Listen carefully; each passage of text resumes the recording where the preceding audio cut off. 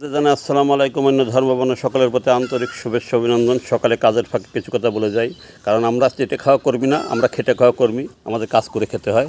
তাই কাজের ফাঁকে মাঝে মাঝে দিয়ে একটু কিছু কথা বলে যাই। এই যে যারা আলু লাগাবেন, আমার মতো এরকম একে বলে মেটে আলু, এই আলু বস্তার ভিতরে এরকমভাবে লাগালে পারে এগুলো ফলন বেশি হয়। একটা আলু নিম্নে 5 কেজি, উপরে 15-20 কেজি 30 কেজি পর্যন্ত একটা আলু হয়। এইভাবে সকল আলু লাগাতে সকলকে আহ্বান জানাই। আর বাংলাদেশে বর্তমানে যে পরিস্থিতি, এই পরিস্থিতিতে যারা অরিজিনাল আওয়ামী লীগের কর্মী তারা এখন জয় বাংলা বলছে। চেটে খাওয়ার আর নাই, চেটে খাওয়ারা সব বিভিন্ন জায়গায় চলে গেছে। ইনশাল্লাহ সত্যের জয় হবে। মাননীয় প্রধানমন্ত্রী শেখ হাসিনা ইনশাল্লাহ আসবে। সকলে ধৈর্য ধারণ করুন, ইনশাল্লাহ সে আসবে। সকলে দলের পক্ষে থাকুন, কাজ করুন। দল আওয়ামী লীগ আমরা সাপোর্ট করি কেন? আওয়ামী লীগের উন্নয়ন করেছে শেখ হাসিনা, তাই। কিন্তু আওয়ামী লীগের 80% নেতা খারাপ, এটা ঠিক। যদি এইসব নেতারা যদি আবার দলে থাকে, এই দলকে আমরা পুনর্গঠন করব ইনশাল্লাহ এই দলকে। কারণ সুদিনে গত 16 বছরে যা করেছে সেটা সকলেই জানে। কর্মীরা মূল্যায়ন পায় নাই, মূল্যায়ন পেয়েছে হাইব্রিড।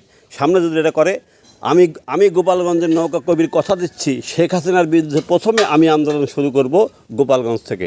যদি তার কথা সে ঠিক না রাখে, যদি সে অরিজিনাল কর্মীদের মূল্যায়ন করে। বিদেশে বসে অনেক নেতা অনেক রকম কথা বলছে, তাদের কথায় কিন্তু বর্তমানে দলের কর্মীরা উজ্জীবিত হচ্ছে না, কর্মীদের মনে আঘাত লাগছে। তাই বলি নেতাদের কাছে বিদেশে বসে বড় বড় কথা বলবেন না।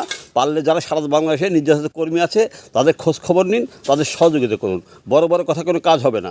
আপনারা কি করবেন আর কি করতে পারেন সেটা আমরা জানা হয়ে গেছে, ঠিক আছে? বসে বড় বড় কথা বলবেন না। আপনাদের কথা শুনলে পরে আমাদের শরীরের ভিতরে রাগ হয়, ক্ষোভ হয়। আপনাদের কথা শুনলে পরে আমাদের বঙ্গবন্ধুর আদর্শ উজ্জীবিত হয়। তখন মনে করে আপনাদের সামনে যদি পাইতাম, আপনাদের সেই ব্যবস্থা আমরা করতাম। কিন্তু এখন পাচ্ছি না, যেহেতু আপনাকে ভারতে, কেউ লন্ডন, কেউ বিভিন্ন জায়গায় আছেন। বড় বড় কথা বিদেশি কম বলবেন। যদি পারেন কর্মীদের খোঁজ খবর নেবেন, কর্মীদের উজ্জীবিত করবেন। সকলে ভালো থাকেন, সুস্থ থাকেন। আমার যে নাতি ভাই কাজে ব্যস্ত আছে, সে আমাকে সাপোর্ট কাজ করছে, ঠিক আছে? এরকম আমার নাতি ভাইয়ের জন্য সকলে দোয়া করবেন। দাদা ভাইয়ের জন্য, তার মা নাই, জন্মের সময় তার মা মারা গেছে, তাকে নিয়ে খুব বিপদে আছি, কষ্ট আছি। তবুও ইনশাল্লাহ জয় বাংলা বলে যাচ্ছি। যতদিন বাঁচবো, যদি শেখ হাসিনা দেশের উন্নয়নে এভাবে করেছে, এই জন্য তার পক্ষে আমরা জয় বাংলা স্লোগান বলি। সকলে ভালো থাকুন, সুস্থ থাকুন।